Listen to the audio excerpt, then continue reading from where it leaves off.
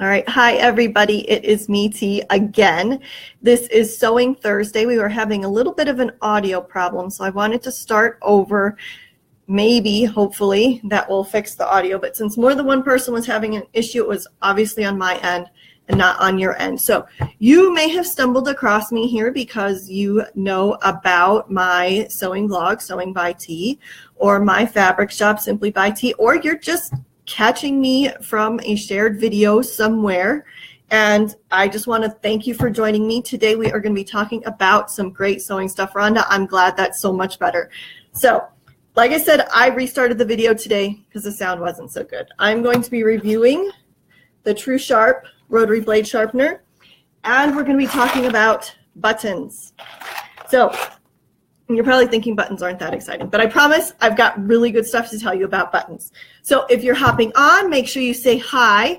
That way I know that people can hear me, and if you run into problems, make sure you mention it right away because I want to be sure that if there's a problem, we catch it right away. And at the end of today's video, I'm going to be talking about our very last pre-order for the year. And I am super excited about it.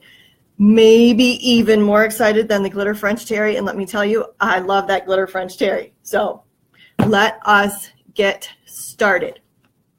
So up first is the Rotary Blade Sharpener. Let's get that in there for you. Now you might remember last week I tested out a manual sharpener and it worked okay. Honestly, I don't know that I would even bother like sharpening my blades with it. It just seemed easier to just use it until it was really dull and then toss it. But I thought I'd try this one. It's right around 50 bucks on Amazon. And I was really optimistic about it. It has a few good reviews, but I've also heard lots of bad things about people's just experiences with trying to sharpen these little tiny blades. So I had a slightly dull blade. It wasn't awful, but it could have been sharper. And I read the manual very carefully and went over it a few times, and I tried to sharpen the blade. And the more I tried to sharpen it, the duller it got. And I don't know how that's even possible because it wasn't that dull to start with, and then it just got duller and duller and duller. Is it possible that I got a bad machine? Yes, because it was actually opened before I got it, which tells me this was probably somebody's return and they didn't have a good experience with it either. So I am returning this to Amazon because for 50 bucks, I expect it to be able to do something. And if somebody has a different experience with this specific blade sharpener, then absolutely, I want to hear about it because I will be happy to ask for an exchange rather than just return it and give it another try. But at this point, I'm just going to keep replacing my rotary blades. So thank you for joining me. If you could hit like and then go ahead and hit share for any of your sewing friends who might want to join us. I am going to go ahead and get started talking about buttons. So we all know what buttons are, and buttons come in all different types of shapes and sizes and designs. There's buttons with 4 holes and 2 holes and any variety of number of holes and made out of plastic and bone and wood, and we're not going to be talking about that stuff. That stuff is all a matter of personal preference. I will say that if you're going to be paying a lot for buttons like wood buttons, keep in mind that those really cannot go in the washing machine. That should really be very carefully hand washed and not something that you're going to toss in the machine all the time. But that's not the point of today's video. Today we're going to talk about sewing buttons on. And you're probably thinking, okay, T, I know how to sew on a button. But this hair's driving me crazy. But there's a few tips and tricks that can be really helpful. So Coats & Clark make a button thread. And really all it is a thicker weight thread. I do not sew on my buttons with regular weight thread because I find like I have to do too many rounds with it, and that's annoying.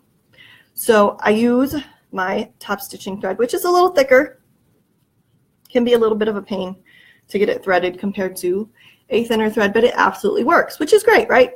We want thread that works.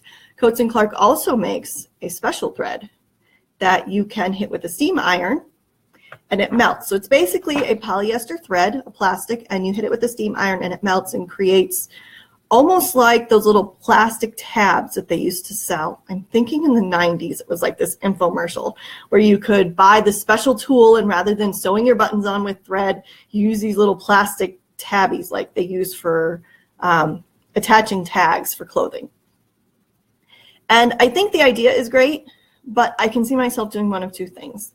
One, forgetting it's in my machine and then accidentally hitting something with steam iron or washing it on hot, and then everything is like attached and my thread doesn't stretch anymore, which would be really bad. It would be fun and interesting, and it would be the kind of experience that I would hop on here and tell you guys don't do this. So don't do that.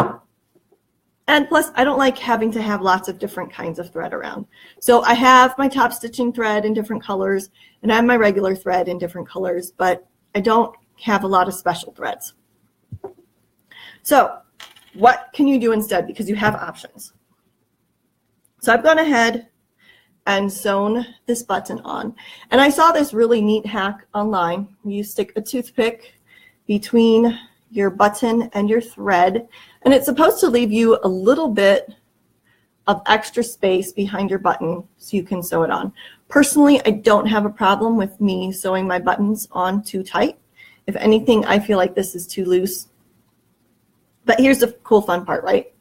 So you like the idea of the melting thread for your buttons, but you don't want to buy special melting thread. You have two options. You have the one really cheap, not right way to do it, and then you have the right way to do it. So the really cheap, not right way to do it is, let's get this turned around for you, super glue. So I buy these little tiny bottles of super glue at our dollar store, and it usually comes 3 to a pack. And you can take super glue and put a little dot on the front,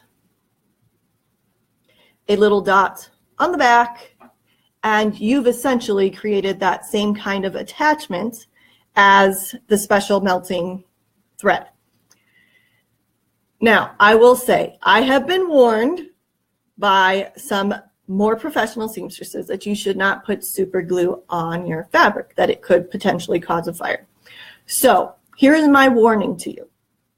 I have never started a fire with super glue on my fabric or my thread, but I would never leave wet super glue on something and walk away, because the potential for a chemical reaction happening is there. So never use super glue and walk away. What is the correct way to do this? The correct product is, let's block that a little bit, is Fray Check. So I grabbed this bottle from our local Walmart. And honestly, I really think all that's inside here is super glue. But for some reason, when you use the Fray Check, it glues a little bit softer than super glue. So if you're worried about this being at all scratchy, or you just want to do it the right way, Fray Check is not expensive. It's not hard to find. It's really quite easy. So you can do it the right way, or you can do it the cheap way. I do it the cheap way. So Fray Check works great, like I said, and it glues a little bit softer than super glue. So I wouldn't use super glue on your buttons, for example, for like a men's button up, where some of those buttons are actually going to be touching skin. It can be scratchy. But I do use it on, for example, like winter coats, where that button is never going to be touching skin. So Fray Check is the right way. Super glue is the cheap way. Whichever one you pick, you know, do what works for you. All right. And then I had one other thing. Oh, and I've almost forgotten. So Kevin, if you can hop on to the Facebook group, we have to draw a winner for the Rebecca Page Portia dress. So we are giving away $20 shop credit to Rebecca Page, who is a fabulous designer. She has got the Portia dress right now, which I've got one right here that I made for my daughter. You can get this pattern, the basic pattern for knits, for free right now. but we're supposed to be giving away $20 in shop credit. So hopefully Kevin can hop on over there and use whatever voodoo magic he did last time to pick a winner from the comments. But while we're doing that, Rebecca Page offers you the option to make this cute little button loop from thread to close the back of your dress. And I have heard people are afraid of this technique. And I was a little unsure about it myself until I tried it. So if you have ever made a friendship bracelet, and I don't know too many people who haven't, you can handle this technique. And I'm going to demonstrate it to you really, really quickly. And you're going to go, oh, that's so easy. Oh, welcome, Jackie. I'm glad you're joining us. So to do the threaded button loop, I've got a needle and I've threaded it twice. So you can see there, 2 on that side, 2 on that side. That makes 4 total for our little button loop. And I've got a knot here.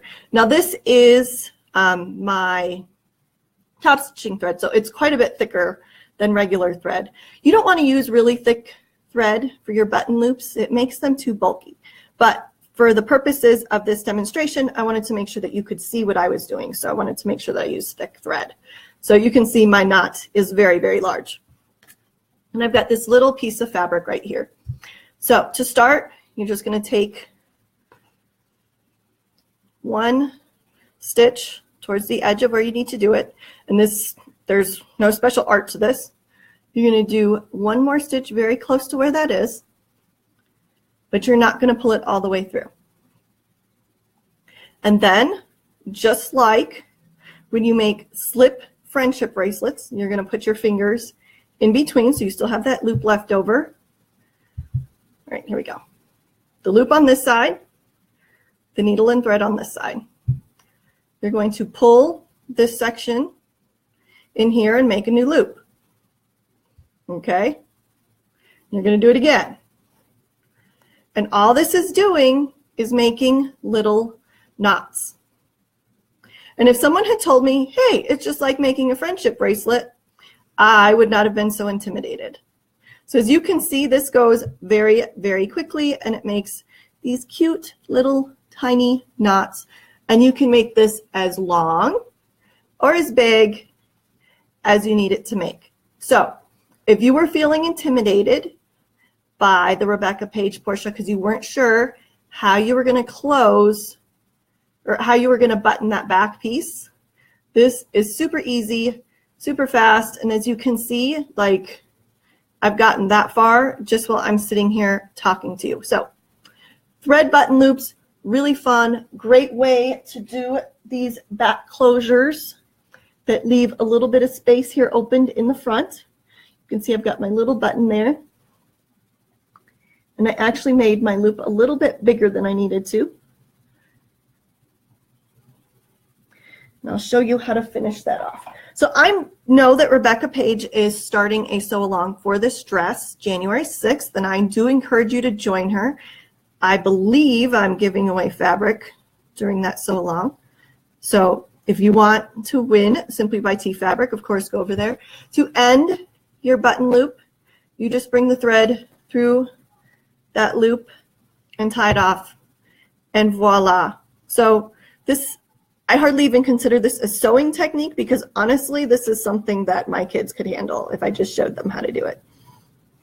And then to close it off, you just take another stitch close to where you started.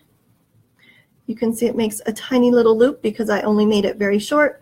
You knot it off and you are done. So I just wanted to show that to you really quickly.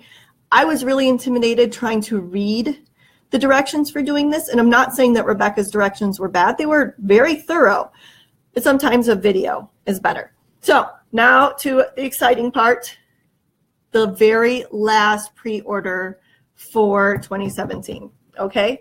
So I have been wanting to make jeggings for a long, long time. I'm just not a jeans girl.